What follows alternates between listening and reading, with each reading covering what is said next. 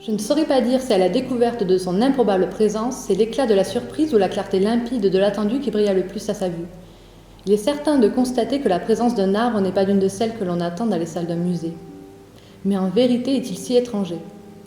Il semble être là dans une tranquille évidence comme s'il avait toujours été. Je lis son écorce, mais sous mes doigts, loin de moi la nature. De l'arbre, il n'en garde pas grand-chose. Droit et nu, aussi blanc que les murs qui l'entourent, de sa verticale présence il nous toise. Sentinelle silencieuse, sa nature hallucinée me laisse froide. Être solitaire, il habite ces salles sans confrères.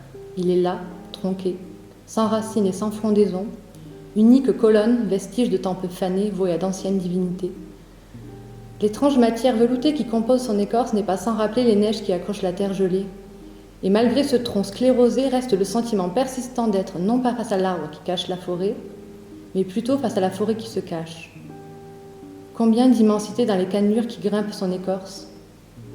À ses côtés, ni rocher couvert de mousse, ni branchage fourni de feuilles.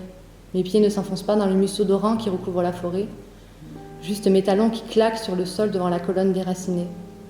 Fragment d'une nature altérée, débitée et froide comme un arbre mort, et pourtant, ici, verticale, comme la vie qu'elle simule. Elle continue de s'ériger telle une stèle à la gloire d'une nature oubliée. Ô ma belle nature, combien d'espèces protégées! Sur le bel aspect du tronc presque immaculé, loin de la blessure attendue causée par des griffes sauvages ou la ramure d'un jeune cerf, deux traits roses, fluo. À la bombe aérosol, il jure magnifiquement sur la blancheur de ta résine, mon bel artifice. Mon solitaire. Quel présage pour la nature ce curieux marquage forestier. Funeste fin en vérité, mais pas pour toi, mon bel arbre. Les périls sont pour la nature, nulle crainte. Tu ne subiras aucun outrage, aucune blessure, que ce soit de la forêt ou des hommes. La solitude est ton privilège, et c'est de cette solitude prolongée qu'il y a le plus à craindre. Quel destin pour toi, silencieuse tour d'ivoire. Il est vrai, ton aspect sera préservé, ainsi que tes secrets, mais étrangement, je ne peux m'empêcher de me demander si cette solitude n'est pas la plus vive détresse qui surgit maintenant en ces lieux.